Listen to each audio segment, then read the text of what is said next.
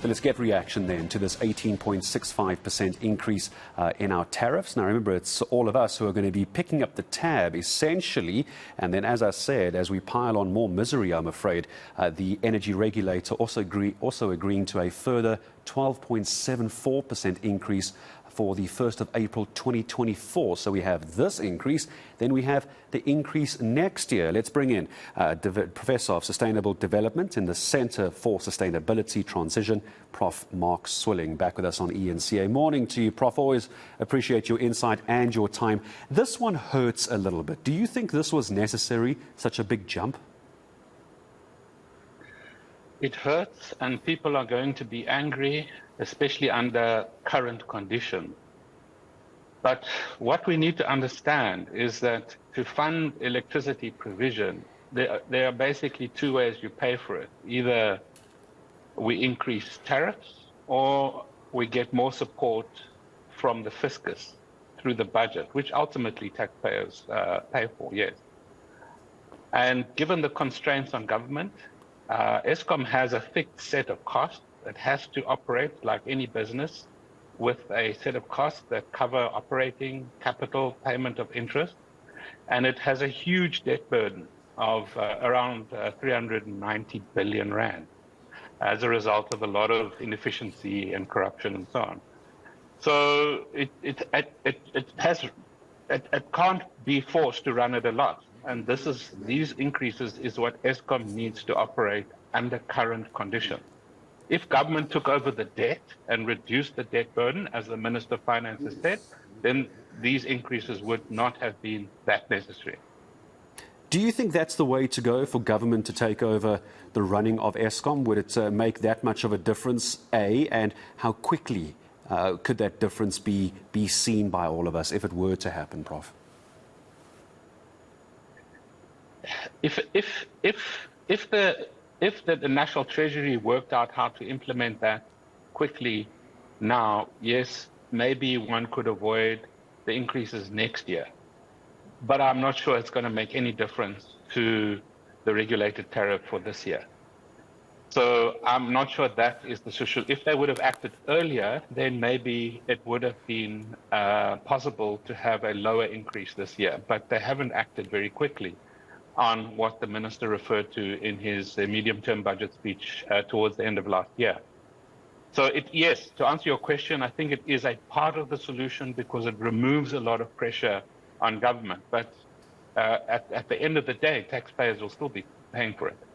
Yeah, they always get the money somehow in the end. It's a game of could have, would have, should have. If things were done differently back in the day, how different things today would have been for all of South Africa. Let's talk about exactly what's in the title of the organization that you're involved with, Sustainable Development and Sustainable Transition. How sustainable is this to just keep plowing money into Eskom, knowing, Prof, as you mentioned, 390 billion rands worth of debt? Most of the increase that we've just gone through now and next year's increase, much of that is actually just servicing debt. We're not actually fixing the problem, are we?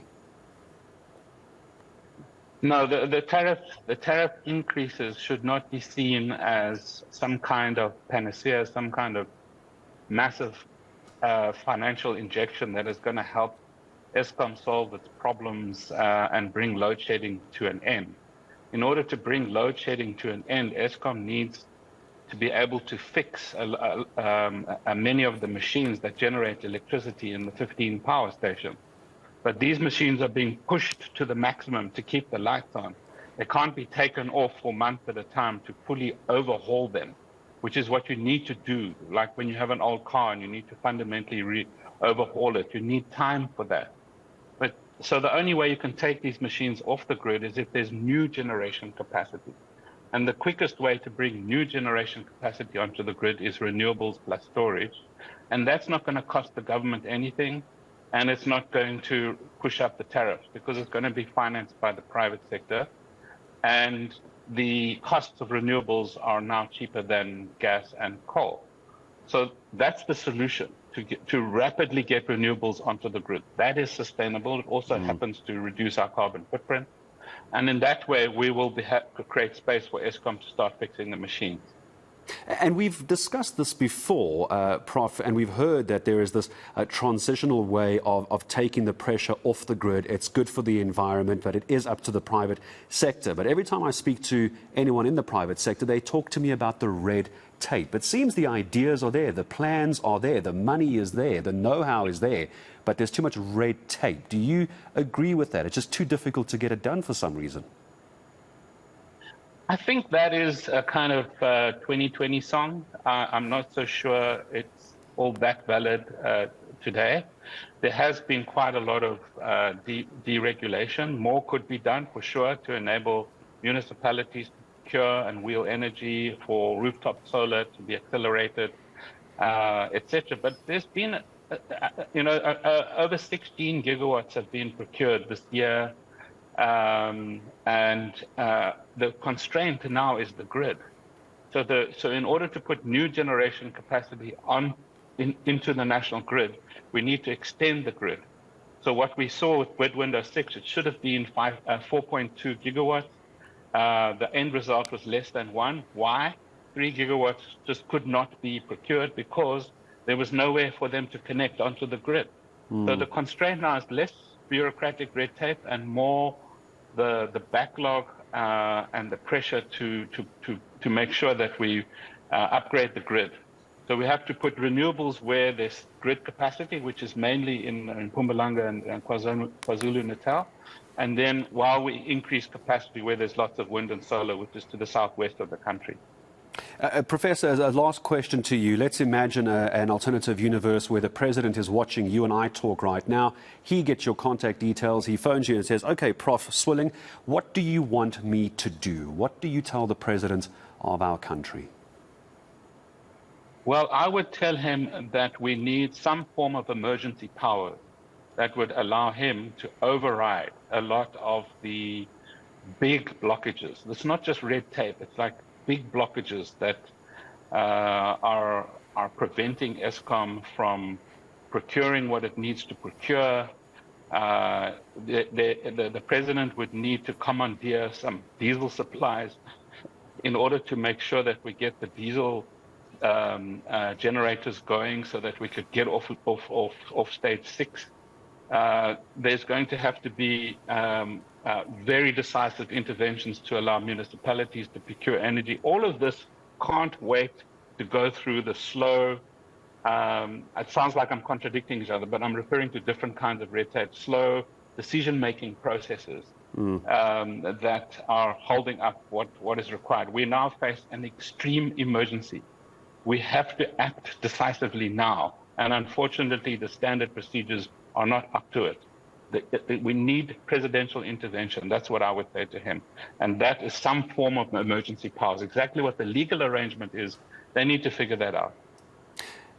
You just made me think of this now, Prof, when you talk about an emergency power supply. Where do you sit on that issue we had with these car power ships that were coming in? And the environmental activists, and I understand the points, of course, were up in arms about the environmental impact. Where do you stand on the car power ships? Could that be the plaster to the hemorrhaging we have right now? The car power ships is a good idea for emergency supply over the short term, say 5 years maximum. The problem was that the DMRE wanted to procure gas from car power ships over a 20-year period. And it's a very expensive source of energy. And it's also, we have to pay it in dollars. So that's not something you want to be dependent on for 20 years. Maybe we need it for 5 years. We take the punishment, we take the pain, at least we keep the lights on while we do all the other necessary stuff, in particular an accelerated renewables build program and the decommissioning of the oldest power stations which are driving up so many of the costs.